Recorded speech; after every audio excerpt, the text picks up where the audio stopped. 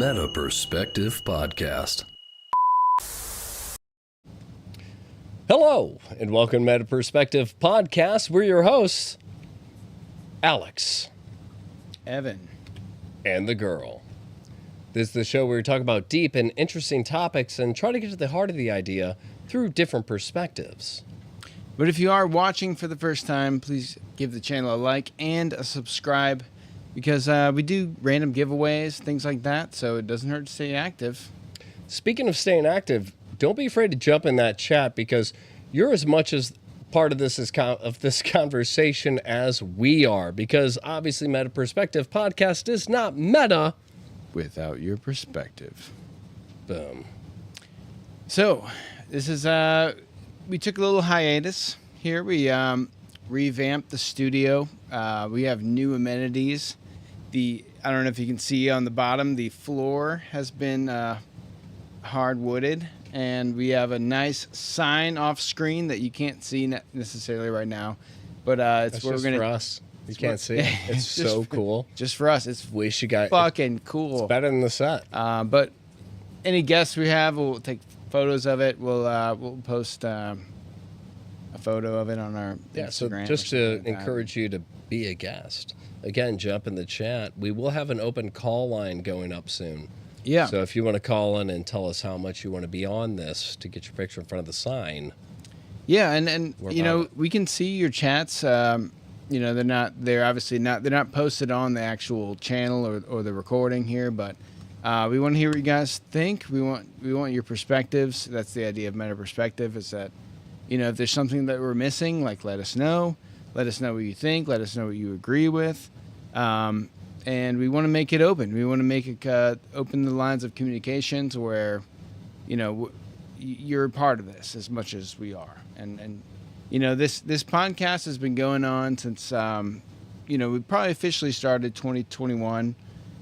We started out on Twitch. It was really bad. Like, we looked at our recordings from the past, and it's like, it needs a noise gate. It's come a long way, you know, to shorten the story. But, you know, the best thing, you know, what we really want, our vision for the show is something where we can actually respond to people and have a conversation outside of just what we talk about. Because, you know, me and this guy have been friends for about 10 years, and, you know, we've talked about everything under the sun. We agree on a lot of things. We disagree on some things, but, like, our conversations are always good. And, you know, that's why we're doing the show. Yeah, like an entry-level Joe Rogan.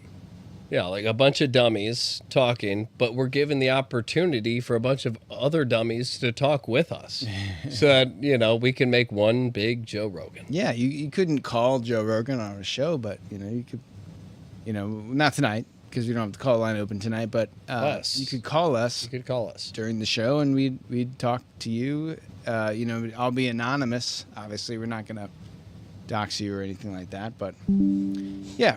So just, you know, for the future, this is kind of our revamp episode. Since we've done all the additions and all that, we took about maybe a month break or so, and we are starting off fresh with tonight's discussion.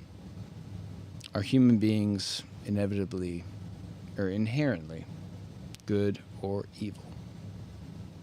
The age-old question. It's been thrown around. It's been thrown around.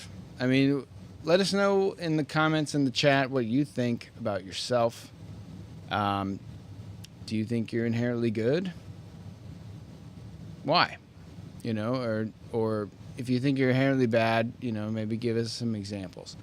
You know, I think this question or this discussion topic is interesting because I feel like, you know, you need to, in a way, separate the modern world from human history or the past. Because if you look at all human history, I would make a case that, you know, humans have been bad because a lot of bad things have been done. But at the same time, you know, we've come all this way. And it has amounted to good. It has amounted to good in ways that aren't, you know, tangible actions. It's not like, one human being on its own, whether you're good or bad, like someone could be good, someone could be bad. Maybe it's a spectrum. Like it's hard to distinguish if somebody is inherently good or inherently bad. But I would think that our past, our deep human, tribal past has been mostly bad, but that doesn't necessarily speak to the individual.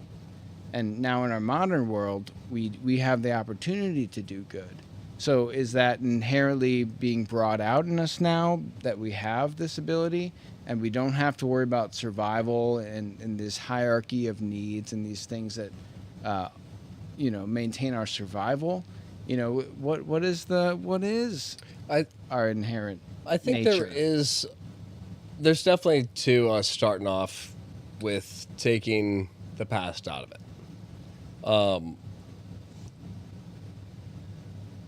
I think it's easy.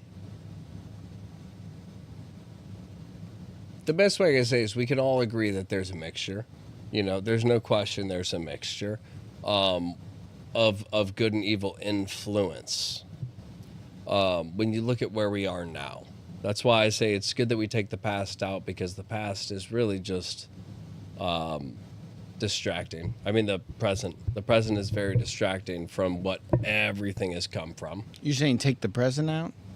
Yes, like you said, I like that idea going back, because if you look at the present, you could say, well, the present is complete oppression of people, making money off of people who barely scrape by on their 9-to-5s and this and that. And then the other side could say, well, we also have like unlimited food. Like this is also like an abundance of luxury that the world's never seen. Yeah. So good point. Where's the good and the bad? And then you could say, well, it's bad that we have all these luxuries because it's part of like what keeps us docile. And regardless of where it could go, this whole present we're in is a new thing that we, at least as far as history textbooks, have not been taught has ever existed. So we, as far as we know, live in a time that has never been spoiled like we are now.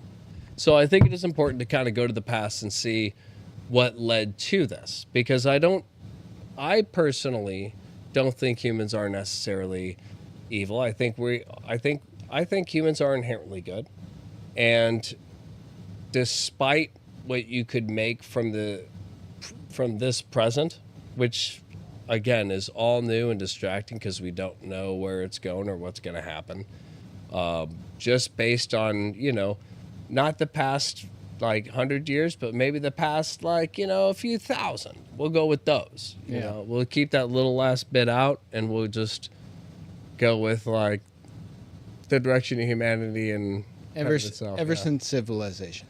So I mean, like I'm conflicted on this. Like I think I lean towards humans are inherently bad, and I think it's important to bring up what we were talking about is that the modern world, like humans could have been inherently bad when it meant survival, when it meant you're an animal in the jungle or a tribe or something against other tribes, and it's kill or be killed, or it's the strongest survive, that kind of thing. So I think that fosters an environment where it brings out the worst in us. But I'm not saying that that's inherently how we are, and I think our modern world, not like you were saying, it's like we have an abundance of food, we have shelter, and all of our base level needs have been met. And like, even if you're a homeless person, like you still have it better than most people in the past. Like the way that we live as average people is better than kings used to live. So it's like, okay, taking that into consideration, I feel like we are, in a modern world where all of our problems have been kind of eroded under us, and now we're either finding problems or we're doing good. And I think the reason I say they're inherently bad is because I don't find that I don't think people do good without somebody watching, I'll say, or without some kind of benefit. And I think that's kind of part of it, like that's part of the flaw, is that, in order to do good, you have to gain something. And that could be just a good feeling.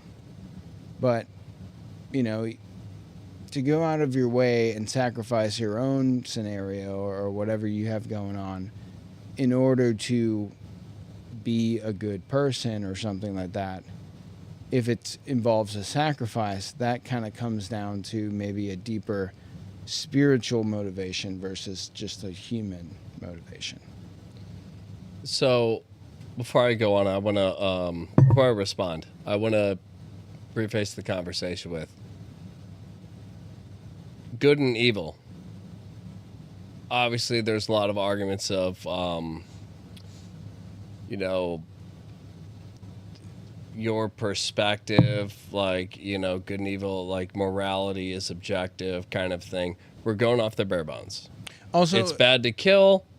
Right. It's I would good to caveat help with, people. We're going with the bare bones. I'm not going to say evil. I'm going to say good and bad. Because evil is like a malicious intent.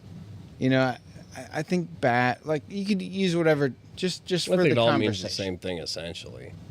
Maybe bad, but without like what I did was bad, but I had good intentions. It's like, well, did you have good intentions if you weren't trying to see the full scenario and only focused on what you had to gain? I guess to me, bad is like, selfish, egotistical, survival, stuff like that. Like evil to me is like malicious, intentional, like causing harm. It's a little bit further than what, like I don't think people are evil. I just think they're bad. We've been rewatching the Star Wars trilogies. So I say trilogies because it's like they're all broken. There's multiple trilogies. It's like the first three, a trilogy amazing. of trilogies. The other three, they're pretty good, and then there's another three. You're like, okay, and then and then it's like you guys are making another three. Stop it. But I would say like Anakin. It's like he didn't have malicious intent. He just wanted to be able to grow up to save his mom. And then he finally got there to save his mom, and his mom died. And he was broken. Then he finds out Padme is dying. So his whole thing is, I want to make sure that you can't die, so I'm willing to kill other people to save you. So it's like what he did, you could say is bad, or you could say is evil. Either way, he was Darth Vader, and if Darth Vader's not evil, well, he came back at the end. Okay, well, so evil can be redeemed. It's a fine line, but we'll go with like good, bad, evil, God. We'll go with the bare bones. I feel like it's kind of one of those things. I don't think people are evil. I just think they're flawed. They're bad, So, for me, my response to the original thing would be, I think that everybody is flawed. I think we're all born flawed. I think even if you're born perfect, you're a child who is ignorant enough to be guided by the parents that were brought into the same world there. It's like kind of the, Darth Vader. It's like his circumstances created everything. Now you could say, well, Luke Skywalker didn't go to the dark side even though he had bad circumstances, But normally that would be the case. So would I say that somebody is a bad person when they were bad since 3-4 years old? Would I say that that's a bad person who's done nothing but bad things growing up?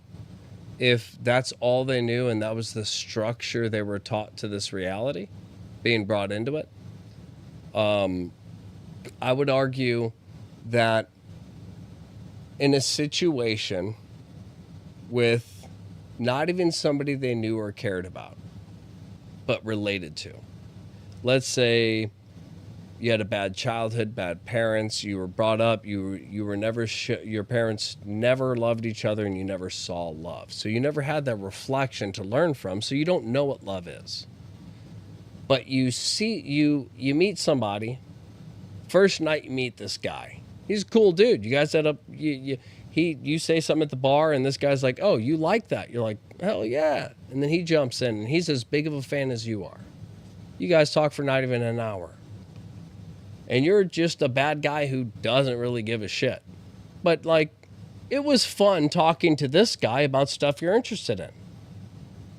But you're a bad guy and you do bad things and you beat people up, you steal, you rob people. You see this guy go outside. You're a pretty big dude, and you see this guy go outside, and there's 3 smaller dudes, like bigger than him, but you're bigger than everybody. So you go out and you see these guys kind of jumping him. You could have nothing to do with it. You could know one of them may have a gun, one may have a knife. I don't know what they have. But what is it without any upbringing that might cause you to step in and help that person? Is it just the 1 hour conversation you had? Is it just the reminder that this person is like you and you want to stand up for them? Basically, my argument would be that the only reason that you don't see the inherent good in people is because we've been so separated recently to not see our reflection in others. Because in the past, you did see a lot of that stuff where if something bad was happening to somebody would step in. And it's in all old movies, old TV shows. And I say that because back then it was normalized. It was sold to people because that's what the people expected, which is, we were watching Lassie and it's like, the way they talked, the way they acted, it's like everybody's stuck to strict roles and everything was very natural. So my argument would be that the reason we don't see that inherent good that I believe is in everybody, the reason we don't see it anymore is because we've been so distracted from seeing ourselves in other people to be able to relate to people, to want to help. So we've been kind of isolated into a box of just like, well, what do I want? Only making me more of a bad person by not being able to relate to you and see how I can help you. Yeah. And I think you brought up a good point about Anakin from Star Wars. He's seen as the bad guy, obviously. Turning to the dark side probably has some effect and then, feeds into it the rage and the hate flow through you, that kind of thing. But, at the same time, it's like he was concerned about his mother and, the rage that came from that. It was a vengeance, it was a revenge plot, and that's murdered a lot of people. Right. And that, that makes sense from a human perspective to me. And I think that that's kind of, where I'm teetering on this discussion about, are humans inherently good or bad is that, a lot of it is circumstance. It's environment. And, it comes down to our tribal natures of like, if there's a tribe next to us, it would be great to trade with them and be friends with them. But if they're hostile to us, then we're going to be hostile back. So, there is something about survival and self-preservation that I think, either physically or in our modern world, psychologically or even egotistically, like your ego, like your sense of self. And I think that causes people to, feed into their nature that I think is a survival-based mechanism. But I think at the same time that human beings are naturally social creatures. We're designed to work together. So there is that kind of, there's a part of our nature that is good in the sense that, is it benefiting me? And I think that's part of my argument is that if it wasn't benefiting you, I don't think humans would be good. And I'll use an example of a child, like a toddler, he's finally speaking, or he or she or whatever, they're finally speaking, and usually they tend to do things that they're not supposed to do. Maybe they don't know what they're not supposed to do, and it takes some enforcement and negative, positive reinforcement to show them the way of how life works. But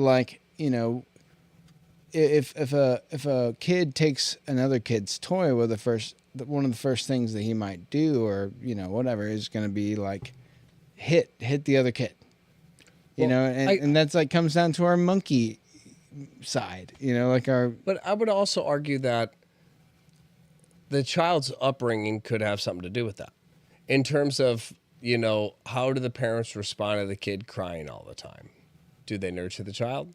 Do they correct the child? Do they know how to do that in a way that teaches a child a type of balance? So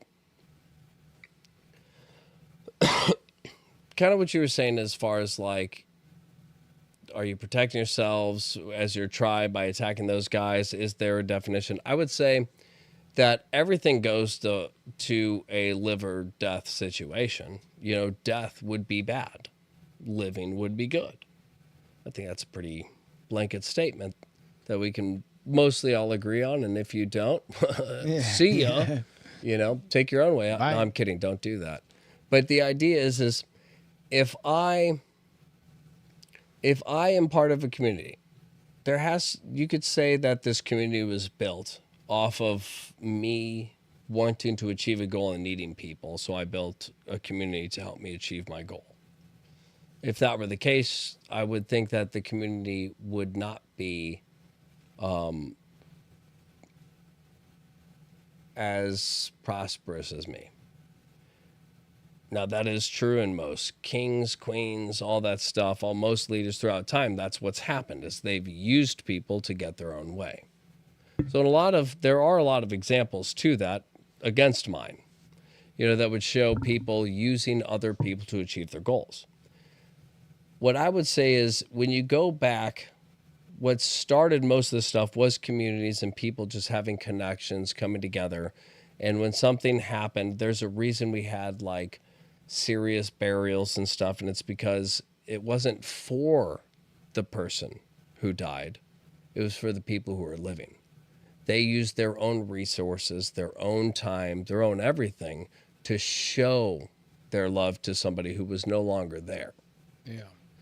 So going out of your way to say, hey, in this village, our leader, he's not crazy richer than us. He's not.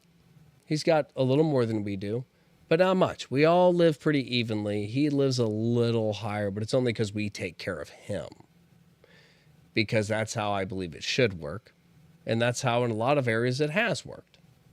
So even more, it didn't. But the idea is that in these areas, when you have another village that comes to attack, I would say that's separate from the good or bad. Only because if you come here and you're not trying to be a part of us, or you can't work out a trade thing with us, if you just want to dominate us, we have to kill you. Right. Or we have to accept that you will kill us and let you kill us. And at that point, we're bad for allowing you to take a life to... If we want to further everything so more villages can join us and be prosperous like us, that's good. If we want to let you kill us so that you can prosper and grow your villages and take our resources for your own gain, with no respect for our lives, then you're bad. Therefore, if we can determine that you're bad, we're good. We're defending ourselves. Therefore, we're going to do everything we can to wipe you out, no exception. No prisoners, no anything. Anybody who comes at us from this point, we are decreeing, will be slaughtered. Yeah. People say, well, that's horrible. It's a human life. Not in the scenario, though. Not when it's kill or be killed. Yeah. And that's why I say, if led by an evil person, not bad, if led by an evil person, good people can turn bad. Right. But if led by a good person, I feel like the inherent good in people comes out more. And people look at their leader and say, this guy, he's not even asking for much. He's doing so much just to make sure we're okay. That makes me want to expand my garden to really, like, if I could double my garden, I could feed all of us for the next 6 months instead of 3 months. Yeah. Like, I know a way to do it. I could do it. Your brain starts working. You come up with different ways for agriculture, as far as like how to expand the stuff. You find out better ways to preserve the stuff to make it last longer. And now all of a sudden you're worth something in that area. And everybody starts to grow and become worth something because they inherently want to offer something because of the good they're receiving. They inherently want to give it back. Yeah. Now, you could equally argue that if you're mean to somebody, they want to be mean back. But I think that it takes a lot more effort to go out of your way to produce something to respond to good than it does to respond to bad. And the fact that, like you said, bad people typically only do good if they get something in return. Yeah. I would say that when it comes to like a village that is a good village, all of those people can be who they are and maintain what they're doing. But typically they go above and beyond and try to offer more. Right. But they don't have to. And that's my main thing, is like a lot of people in good circumstance do go out of their way to try to produce more good, when people in bad circumstances typically only produce. It's not effort. It's just an emotional reaction. Yeah. Not, hey, I felt that you did this and I could just enjoy this feeling, but something in me says I have to respond. Even though it's going to cost me money, it's going to cost me time, it's going to cost me focus, I want to do those things. I want to take my focus away from my life onto this. I want to take my money from this into that. I want to put everything I have into this so that I can respond and show you that I appreciated it. And okay, so I think, there's definitely an aspect of motivations that we're kind of alluding to. And, like, I would say my perspective on this is that, you're more likely to do good when your needs are met.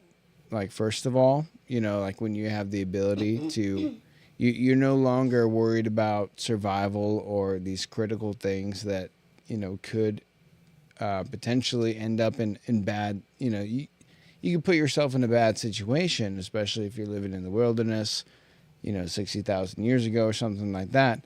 Like when it comes to the tribes, like we're saying, it's like you're going to help the people in your tribe because not only is it benefit to you, but when the tribe benefits, you're going to benefit in the long run. And I think that there's an inherent, like, humans know that on a deeper level.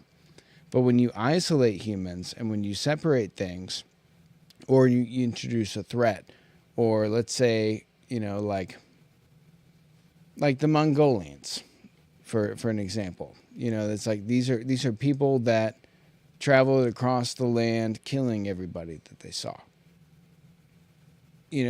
Maybe some of them are good, some of them are bad. Even if there was a good Mongolian, it's like his bad Mongolian brothers are going to be like, oh, you're not going to kill your 10 people? Like, oh, I'll do it for you, you little bitch, or something. It's like there's pressure, there's things involved with being good or bad. I would argue that's fear.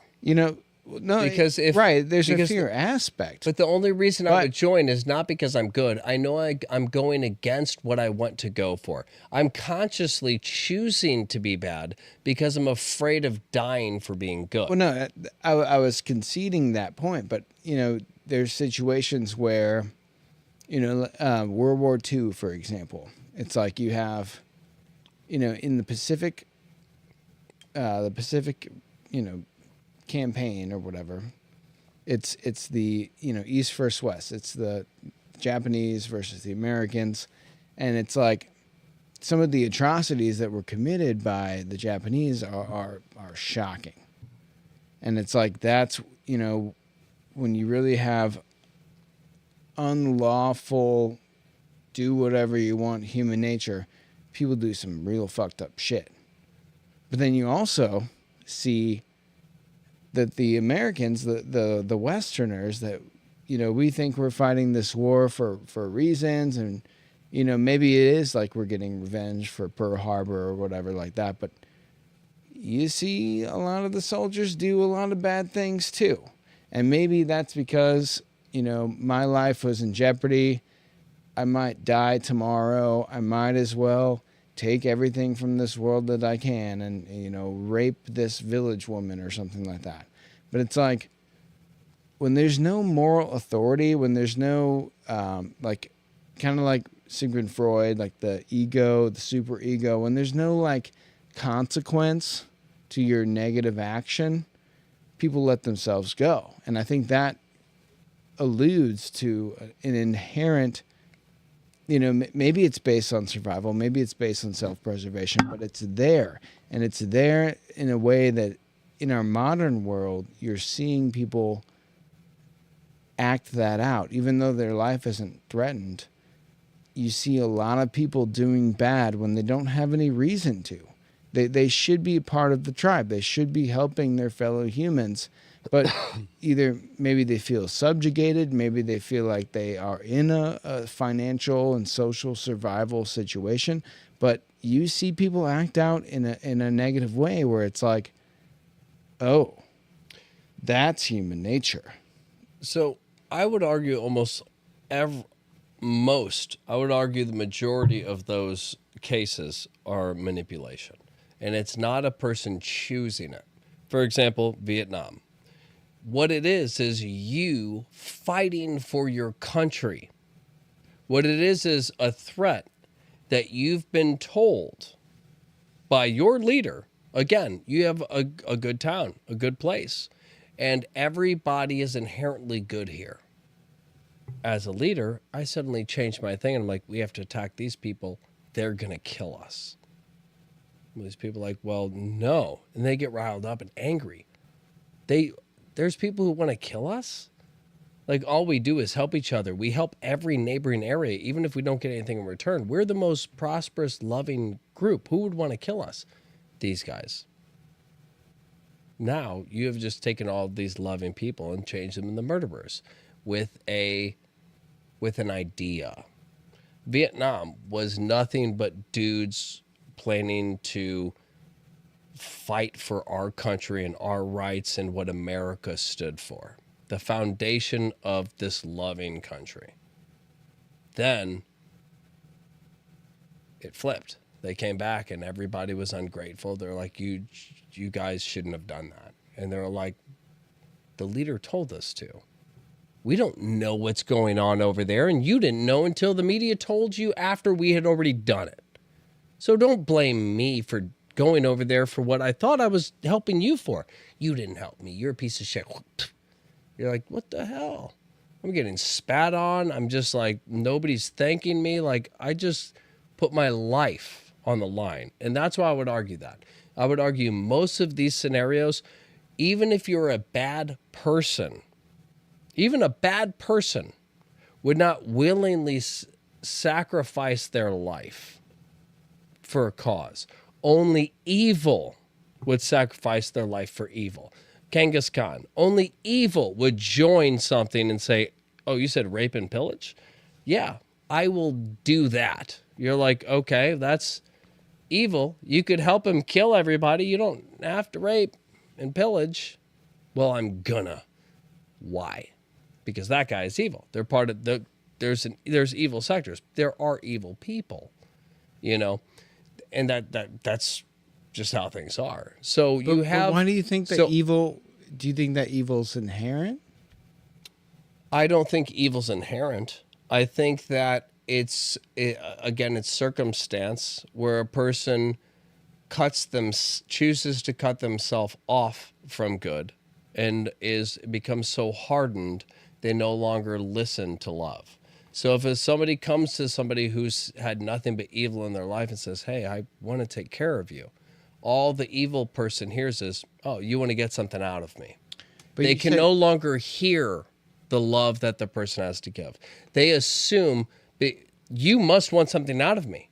I came to your house naked. I had broken legs. I was unconscious, and you brought me in, nursed me back to health. Like, you want something out of me.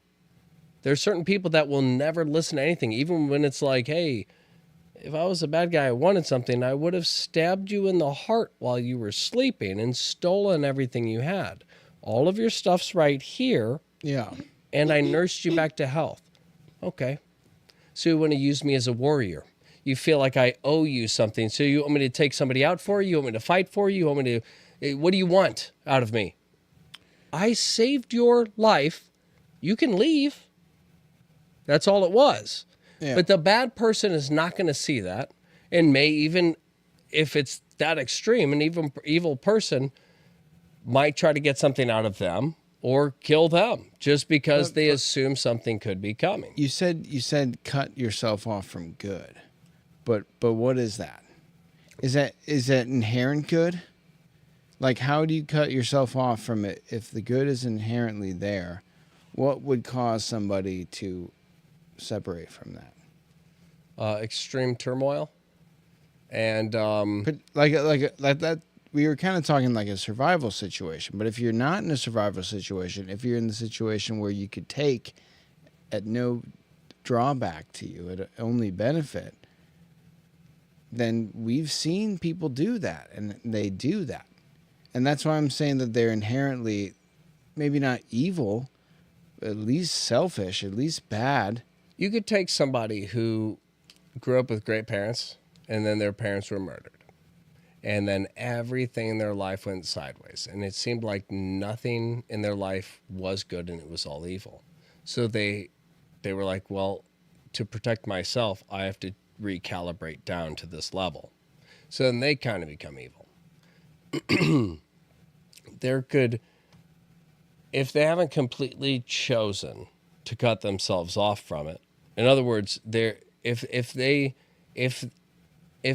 any part of them is still open to good, kind of like Darth Vader, it's like throughout all the stuff, they were like, there's still good in him.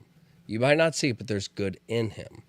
And it was like right before he dies, his son, he jumps up and saves his son's life. And he's like, you're right. He's like, we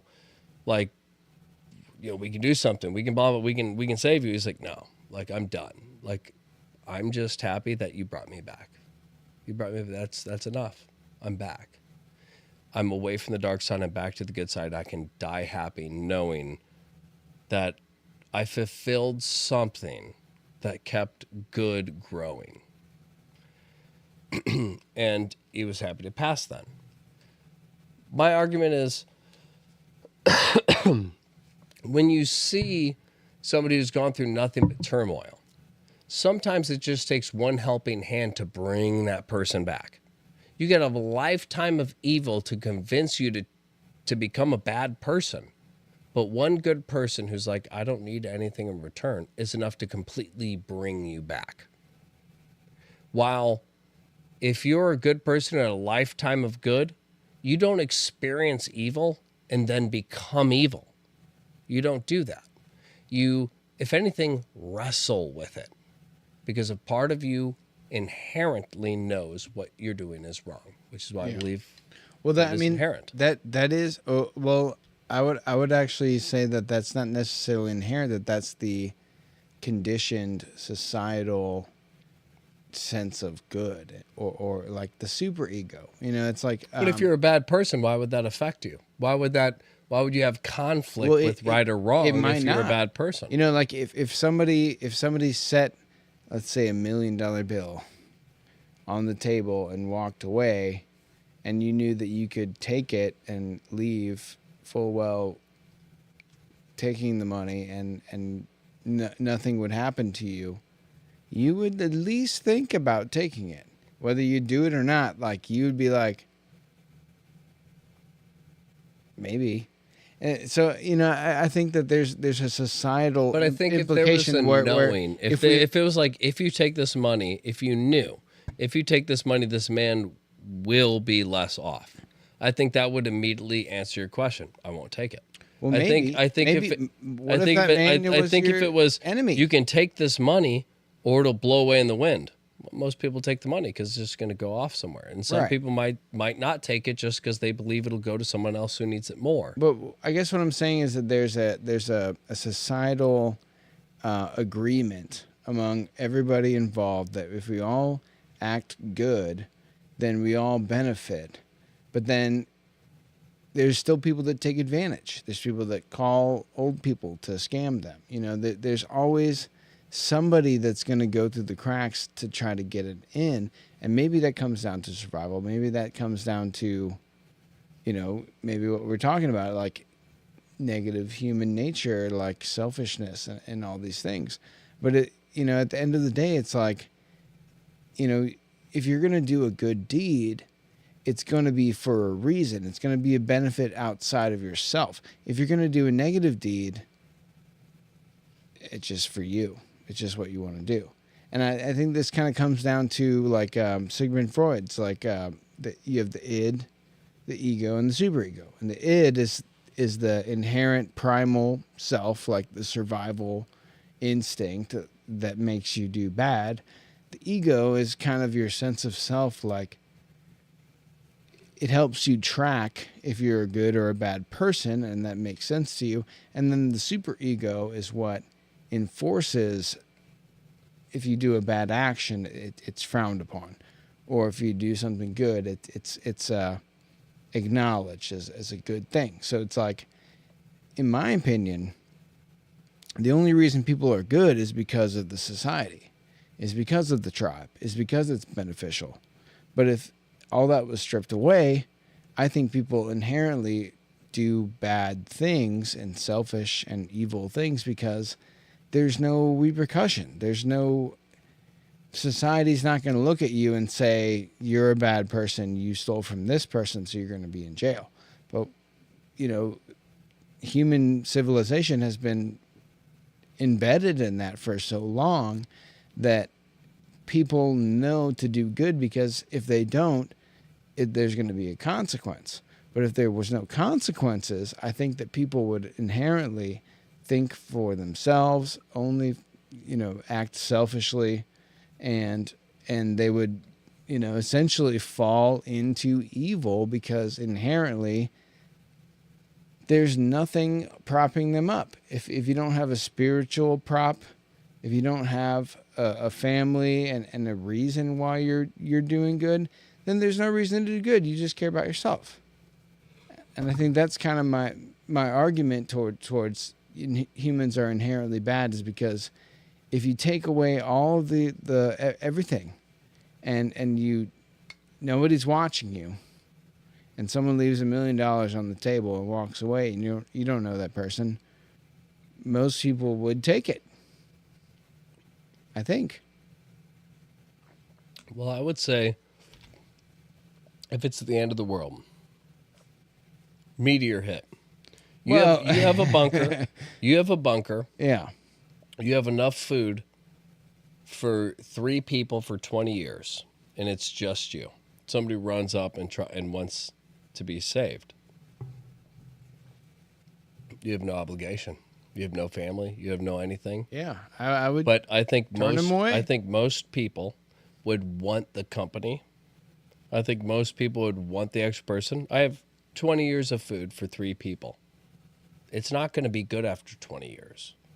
And I'm one person. So I could have 3 It depends. people. Are they a benefit? What, they amount to if you're living in a bunker, there's no benefit. They have nothing to benefit. Well, would it be maybe a female that could produce offspring, or maybe It's like you and a strong male that could All right, do it's work you, around the thing? It's you. or The someone world ends. who and knows you how to don't- fix pipes and It's the end of the world. Meteor hit. I knock on the door. You don't know me. But you let me in because part of you is like, you know what? This guy is I screaming wouldn't help. let you in. See, I think I'd let you in, but if you were a random person, I didn't know you. I would think I would be like, no, we got a good thing going on. I don't trust you. But it's you by because yourself. Humans are inherently but fucked up, so I'm not going to let you in because you're going to take my bunker and take everything. Well, I guess in. if I run into somebody who has that perspective, I ran into a bad person. What if that person in the night stabbed everybody, and then now they have, instead of 20 years of food, it's one they have person. 60 years of food? It's you by yourself and one other person. You can choose to either let me in, or you can choose to live the next 20 years by yourself with 3 times the food. That will go bad. That is the scenario. Okay. If you have nothing to Maybe gain from me, you have nothing to gain from me. The only thing you have to gain is companionship. Another person. The only thing I have to offer is me. So the question is, do you want me there to keep you company, to help level your mind, to help keep you sane, to talk and joke and communicate, which I would argue are all good things that have to do with what it means to be a person. Yeah. And I would say not wanting to communicate, not wanting to joke, not wanting to do those things would be attributes of a bad person. So if you were okay with just being alone for 20 years, you'd be a bad person who does not need outside intervention from anything. An inherently good person, which I believe is the majority, would choose, I want to have this other person here. I don't know why. I don't know what they have to offer, but I just know that the benefit of them being here is going to be better than me being alone, because there's something about me being alone that I can't live with. And having somebody else there will even me out and distract me from myself. Yeah. And I feel like that is a part of where that inherent good comes from, is realizing that life is hard, but it's easier with others. So the inherent good to me is humans working together simply just to work together, not to benefit from like, what can you offer to make my life easier, but just the benefit of having you is enough. So, and which I would argue is good. I don't think it's selfish to want to communicate and be around another person. I would argue that's a good thing.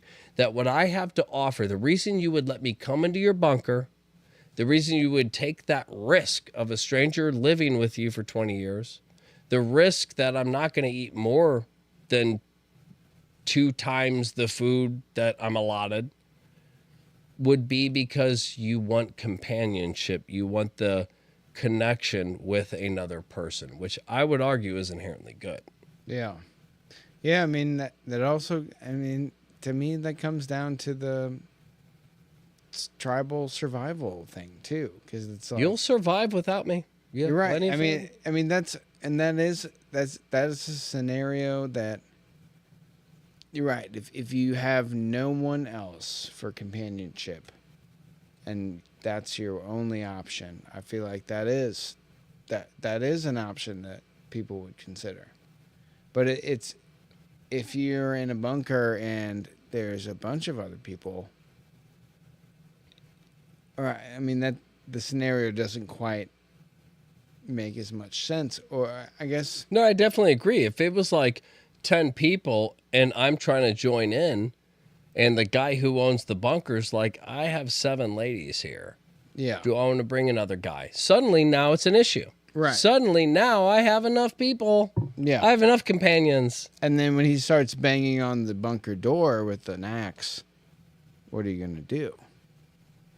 Are you going to be like, all right, I'll let you in? Or are you going to be like, dude, I'm going to kill you if you keep doing that? Well, my bunkers have multiple prison cells. I'll let them in and put them in there. You know what I'm saying, though? It's like, okay, you need companionship from this person, but what if you already had companionship? But that, again... What if you had something to protect? But again, I would argue that slips into a different perspective. I think when somebody's alone, inherently what people want is other people. Not to gain anything, but just for companionship at its base roots. And that, to me, is what makes it organic. And that's kind of my perspective on this whole thing, is that I think human beings are I think inherently this is what I think. I think that the reason why most people are viewed as inherently evil nowadays is because of our circumstance that we've been put into already. In other words, I have a bunker. Now, number one, that implies that I'm one of the few people who are luxurious enough to be able to protect myself, and nobody else did. So if I have a group of people I've already taken in, my perspective has changed. I'm no longer thinking about like I'm just trying to survive this. Now I'm thinking about what can I get? What do I want? And that's where the evil sets in. That's where the darkness sets in is, do I want this other guy in the bunker if I already have 7 women in here? You know, do I want extra people? Do I want to turn this into a town if I already felt like the king? I didn't feel, Right. However, I did not feel like the king when I was alone. When that person came up and they came into my place, I did not feel like the king. Yeah. I felt like I had a buddy here. Once I had a group, now I have to control the group because I'm the king. Changed perspective. Because of the group, now I'm offering you guys safety. When before, I offered myself safety, but that was not enough. Safety that I offered myself was not enough. I needed another person to have some type of companionship, somebody to talk to, before I started scribbling faces on a volleyball. Wilson!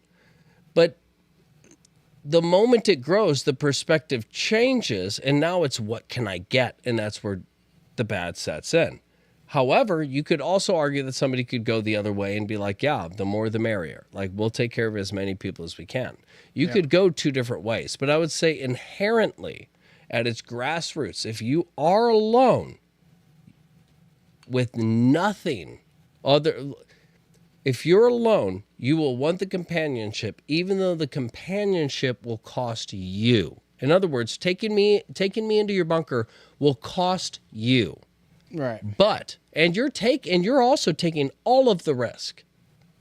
But you're doing it out of the goodness of your heart and because you want somebody else there. That's all good. That's all inherent. The bad doesn't set in until more people come, and your dark mind starts to come up with fabrications of how you can use it. Okay, so But your dark mind could also be a good mind that says, how can I help more? let me introduce scenarios outside of the apocalyptic scenario. So, this kind of comes down to power and control and things like that. It's like, let's say it's the Wild West. You're in a town, and it's like, if you're the number one outlaw guy or something like that, it's like, I think what we're getting to is that this comes down to society and consequences and benefits. So if there's benefits to working with people, then yeah, it benefits me, it benefits them. That's doing good. But if you strip that away, you say maybe there's no people, or maybe there's no consequences, where I can do whatever I want, where I could maybe I could help this guy put shingles on this roof, or maybe I could shoot him and take his money and then get on my horse and go to the next town. It's like, given that scenario, it's like you see how different people throughout history or whatever would interact and do that thing. If there's no benefit for you to help the guy put his shingles on his roof or something, this is like a random ass fucking scenario, by the way. But you know what I mean? Like, if there's no benefit to you, maybe you get paid, but you could also just take the money that he has in his house. So it's like, am I going to work to help you and then you help me by paying me? Or am I just going to be like, well, sorry, bud, shoot him, take the money, go to the next town? It's like, so, and there's no consequences. I think, part of the super ego thing is that whether you do good or bad, people are going to react to you in a certain way. They're going to judge you. They're going to label you. You're going to be deemed an outsider for doing bad things. But if that was stripped away, if there was nobody watching, like the $1 million on the table situation. But what you're saying is taking bad out of it. No. The Bible says we're all born with sin, which means we're all born bad. Now, the fact that we choose good, to me, is what blows my mind. Is that we're born bad, but we're trying to get away from what we know. Well, that's what I'm saying. We're trying to get. We choose good because it benefits everybody. But what I'm saying is everybody chooses good. My argument is that we inherently try to choose a way out of the only thing we know. If we've only known bad and we've never known good, we try to figure out good to get to know it so we can leave bad, which you don't see people born in good who try to seek out bad typically until they figure, and the few rich kids and stuff that do that, once they figure out bad, they run back to good. So my argument would be, if you stripped away consequence, you're stripping away good, because good is consequence. In other words, if you can kill somebody and nothing happens, well, then there's no good. Because as her father, the girl you killed, I'm going to kill you. That's the consequence. Right. So if we strip away consequence, well, then there's no good. Right. There's only what you're left with your nature. You're human. No. You're only left do with what you want. You're only left with bad because that's the only option. You're not giving a conversation for an option for good. I could say the same thing, that if you increased consequence, but as things are, if you increase consequence, then it leads to rebellion. That doesn't change consequence. Inherently, like through the universe, if we're talking about, like, if I jump off a cliff, the consequence is I fall and die. If I shoot a guy, the consequence is I go to jail or I get killed.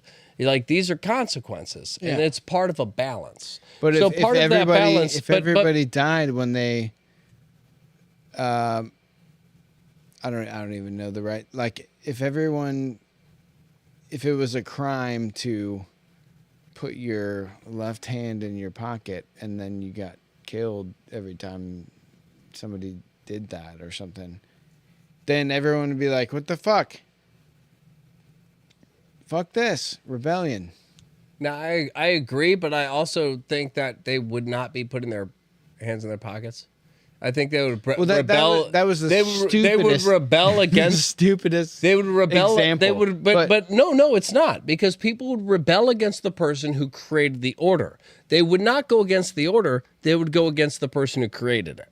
And I think that's more so what it comes down to, is if you say, well, if you take away consequence, people will be bad. It's like, well, everybody would, because there wouldn't everyone be in their houses and board up, like, weld their doors shut.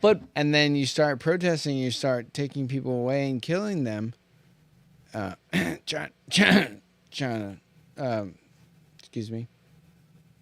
Then, is that what happens then? It's that people either submit or it's rebellion. And there wasn't a rebellion. So, well, again, submitting is bad too. You have to fight back. It's self-defense. Self-defense is not bad. Self-defense is necessary.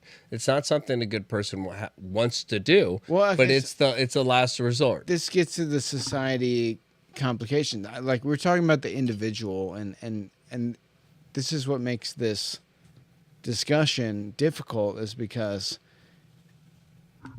society considered, you want to do good because it benefits you, it benefits society, but individuals want to benefit themselves, and I think will default to benefiting themselves at the expense of others, because that's just survival in a way in this modern society. So I think that's part of my argument is why people are inherently bad, is if there's no consequences, if nobody's watching, you're going to do bad, because there's nothing to.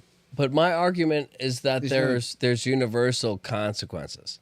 that even if nobody's watching, there are repercussions. Like you could say, like, I'll steal all this farmer's goods, all of his stuff, and then you steal it so that you can just eat it yourself. And then you feel bad about it? No, you eat it for 2 weeks, and then after 2 weeks, the other 6 months of food goes bad. Now nobody in the area has food, and now you no longer have a place to get more food from if you wanted to buy it. Well, if you That's your consequence. The next town, the next farmer. Where's the next town and the next farmer? Well, you do that there, and then you can't eat, and you didn't eat all the world's food. Do you know how much easier it would be more to just food in the world. Go into the woods and eat for yourself than it would be to go from town to harder. town and steal all the farmers' food? It would be harder. All I'm saying, or if you go to bank and rob the bank. I don't look at that as an argument, though, because you can't say let's take out consequence, because consequence is the result of good and the result of bad. Good and evil, there's other consequence. people. It's other people saying you're not benefiting. All right, let's take out consequence. You can eat everything, and you will not get diabetes, and you will not gain weight. Everybody would do it.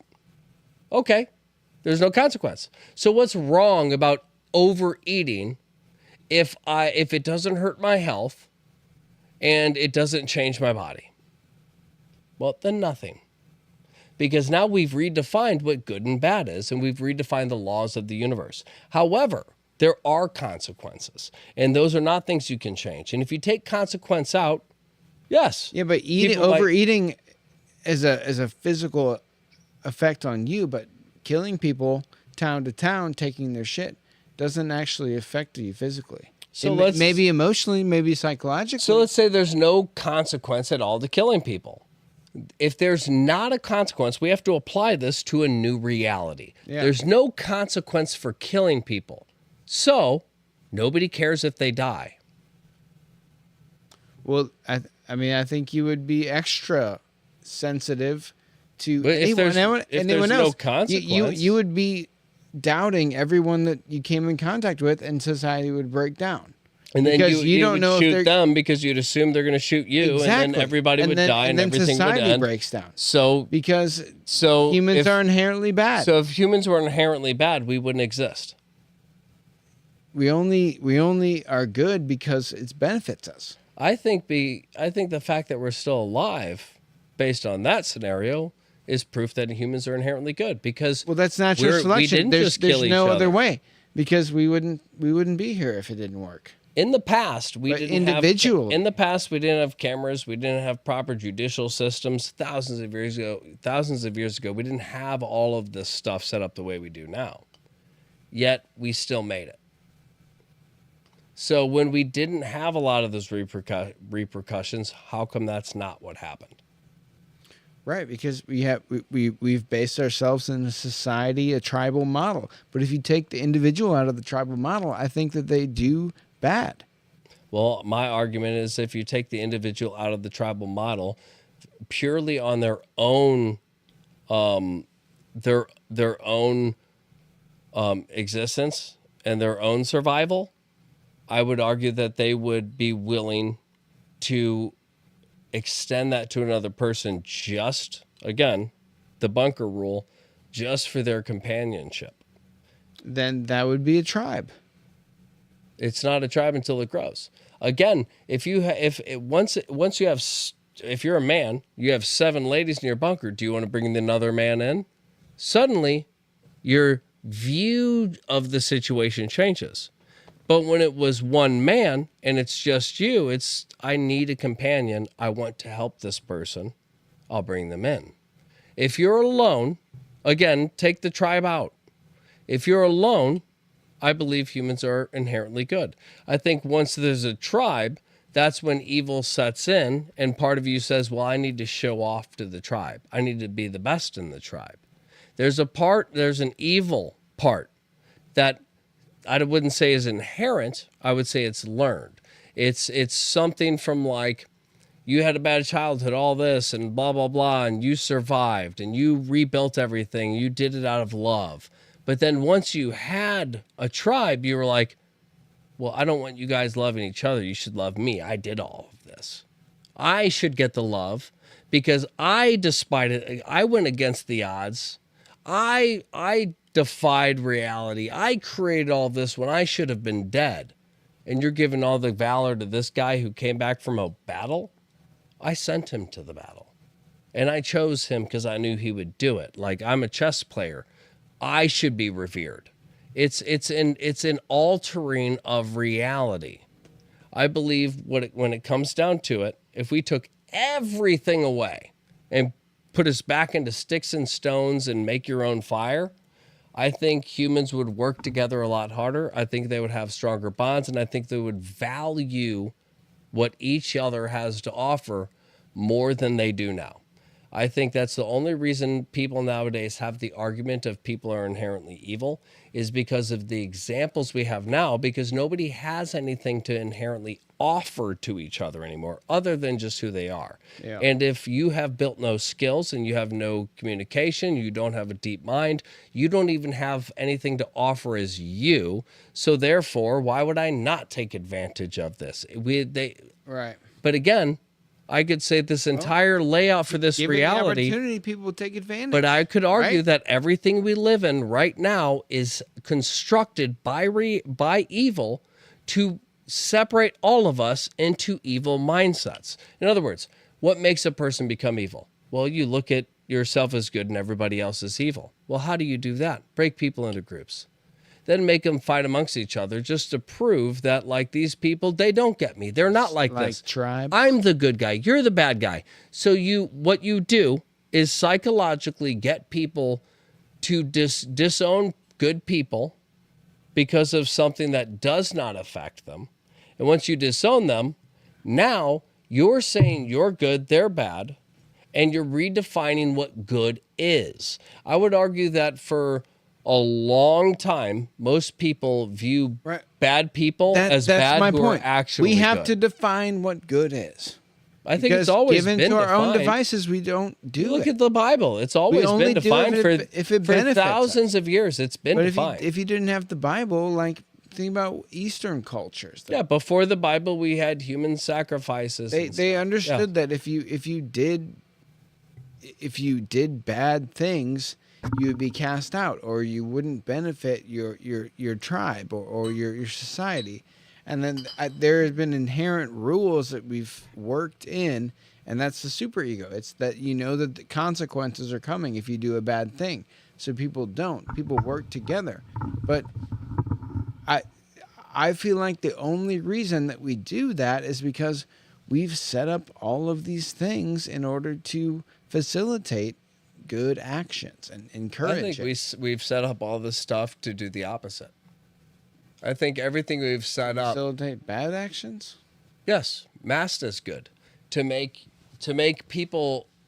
everybody seem like they're doing good while irritating all good people, while the good people who are doing the good doesn't actually do good, which is why other people are getting irritated. Why would a bunch of good people? I don't know. Why does would you For wanna the Cure exist? Why do we still have cancer if we've given billions of dollars maybe in control and donations stuff like that, but to like, For the Cure? If you had I'm just saying, you have a bunch of good people and everyone was inherently good, why is there bad? But that's what I'm saying. It's orchestrated. So Evil. someone else causes you to be bad? Evil. Yes, evil. It is Is evil inherent or is evil influenced? evil is influenced, and evil influence is good. The same way as how you could have a bunch of Germans who are just wrecked, have no food, no money. They kill you're- and rape somebody and say, I was just doing my job. No, you break them down to the point where they lose their humanity and they lose that inherently good part of them. Their humanity? Yes, the inherently good So part. they result to what? I got to pee really bad. Their inherent nature? Nope, they're inherently good, and then Well, when you take the inherent good out of them, they go to nothing. And if nothing matters, they go to what would be, like the Bible says, your inherent sin, which is everything that has happened throughout time coming back down onto you. Stuff like Genghis Khan, things like that. Nothing you've ever learned from, but everything it came from, essentially. Well, we are on really time bad. here. We got to end the episode here. You want to give your closing statement? You give a closing statement. I'll come back and give mine. All right. I mean, Oh really God, bad. Polo. Like real bad. Yeah. Anyway, guys. I tried to make 11:30. Thanks. We were going 11. I did pretty good. No, we're stopping at 11:30. But thanks for joining us tonight. Let us know your thoughts in the comments. I see some people watching. Up here. Let us know if you like the conversation. Join us every Wednesday. We are doing the show, pretty much every Wednesday night. We're going to be posting it on YouTube and uploading it probably 2 weeks from now. But let us know what you think about are humans inherently good or bad subject. I think we've covered a lot of different things. I think society has a big influence on our nature to be good. I think that people, are inherently a little bit selfish and will act selfishly. And I think good actions are kind of measured by, benefits and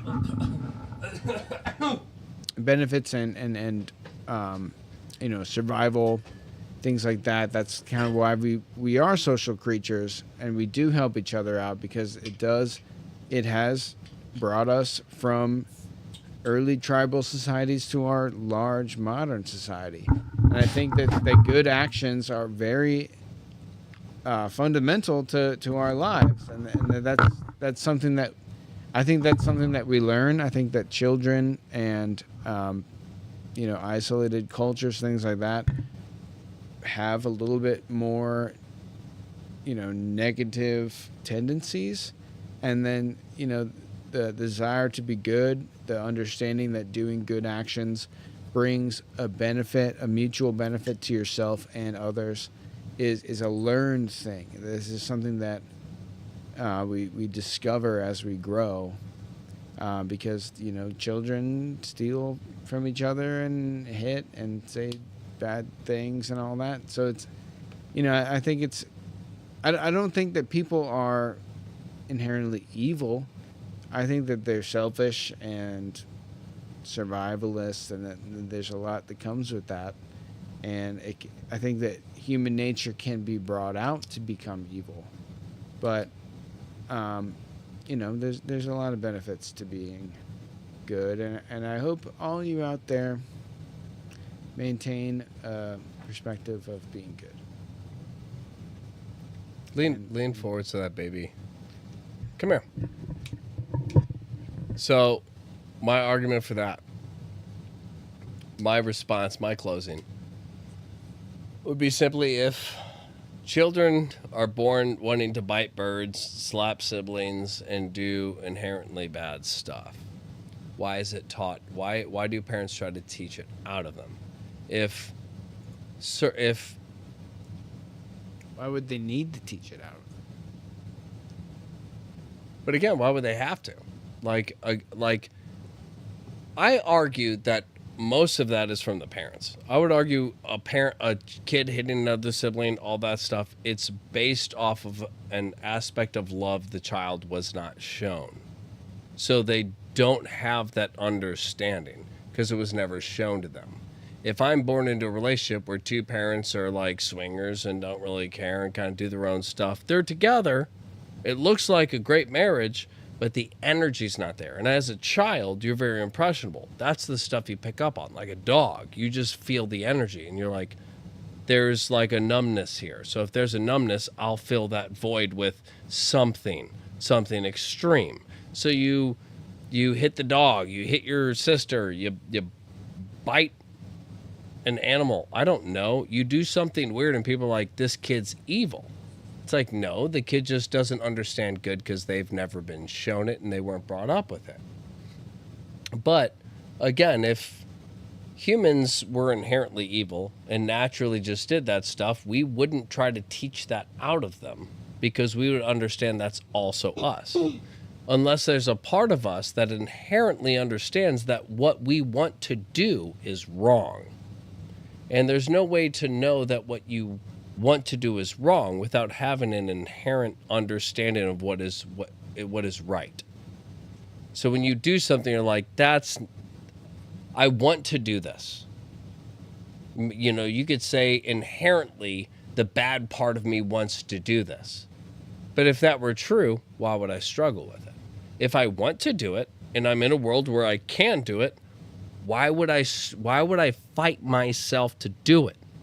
But you need someone like a parent to show the child how to be good.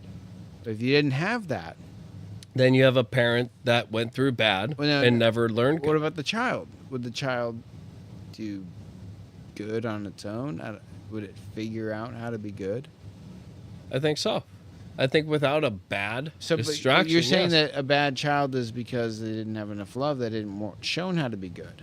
But if you're not shown how to be good, then how do you inherently become It's good? not shown how to be good. It's so that you were shown how to be inherently bad. become good. You were shown how to be bad. No, you were given a bad example, maybe. Yes, but, that's my point. You were given a bad example. If you weren't you're given arguing a good given example, you're arguing being given no example. Yeah, no example. Being given no example, I think the kid would be inherently good. I think that a kid that was just dropped off in the woods and somehow survived to the age of 5, I think that child would inherently have some kind of understanding to the universe and like some kind of balance and understand, like, I'm not going to do more than I need to, and I'm going to appreciate everything around me because this is what I'm a part of. I think it'd be like if you take a child animal, away like from the parents a wolf and you leave child. a child in the woods, I do believe the child has a deep-rooted connection to nature. And I'm not saying nature is inherently good or evil. I'm just saying nature is balanced. If we were born inherently evil or inherently bad, I think that child would just ransack everything and own the jungle. But he doesn't. Even the Indians were known for like you'd have a whole herd of buffalo go through. But if they had enough food for that whole winter leading to the summer and they had everything they needed, they would leave it all alone. They wouldn't say, we're going to kill every single one of those because that's our food and that's our clothing. They'd say, that food will go bad, all of this, all of that. Like, we don't need it. You could get mauled by the buffalo. More than likely, you're shooting bows and arrows. Like, you're not worried about a buffalo, especially if you're on a horse, which is faster. Yeah. But my point being, if you're in every way better, why did the Indians not just take out buffalo tribes? Why would they let an entire herd of buffalo go by and not touch it, knowing that, we have food, so we don't have to do this? So, and I think that's where it comes down to, is if a kid is left in the wilderness, again, I don't think the wilderness is inherently good or evil. I think that would be the most neutral zone, is just nature. But if a kid is left in nature, I do not think they become inherently bad in nature, and that's my point.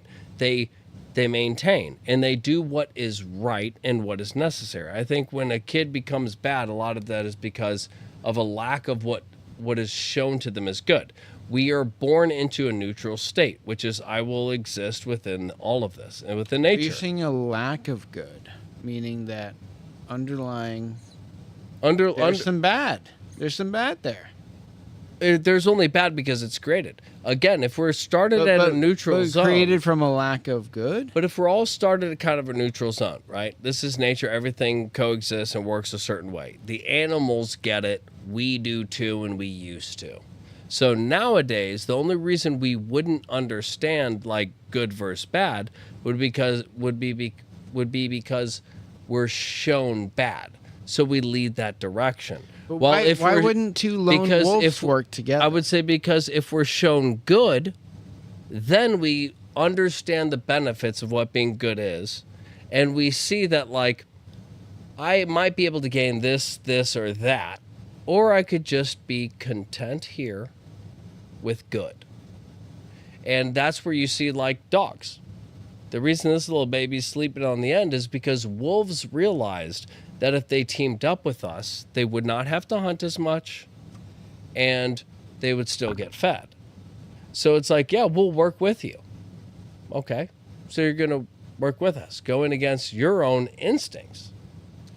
That's a little different. Anyway, but finish your thoughts here. We gotta go, and I gotta go out there. Well, what I'm saying is basically, if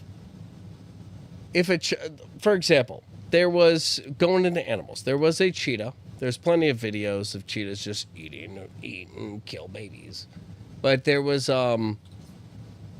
Colleen, was that a monkey or a cheetah that saved the gazelle? A cheetah. So what was going after it? A monkey? Baboon? There was an animal going after him. Let me finish my thought. Your thoughts. I'm Okay. trying. Okay. You don't have to tell me to try to do it. I'm in the middle of doing it. But the thing was going after the gazelle. And another animal stepped in and fought the other ones off to protect it and then took care of it. This is an animal that saw a baby animal getting attacked, and something in it couldn't let that happen, knowing that it could die jumping into that. Yeah. Knowing that it had no benefit, knowing it wasn't even the same species, knowing all it knew was this was a baby and I have to protect it. I think that is where we come from. I think that is nature. I think the bare bones is we need to protect some aspect of life. And I think that in itself is what makes us inherently good, is because I do see those same reflections in people, and when I don't, I believe it's taught out of them. That's a good point, man. Anyway, let us know if you guys like the discussion. I would love to keep this one going. Yeah, leave a comment. You know, we'll probably come back to this. Yeah, give us some controversial this is probably shit. Tell us we're wrong. Yeah, tell us we're wrong. Tell us your we're thoughts. both wrong. This theme will probably come up in future episodes, just about human nature and stuff like that. Hope you guys liked the conversation. Definitely join us next week, every Wednesday. We're going to upload on YouTube, after the fact. But if you want to catch us live, it's usually about 8:30 on Wednesday, Central Time. We love the chats. We see you guys watching up there. And thank you for joining us tonight. Until next time, Meta Perspective out.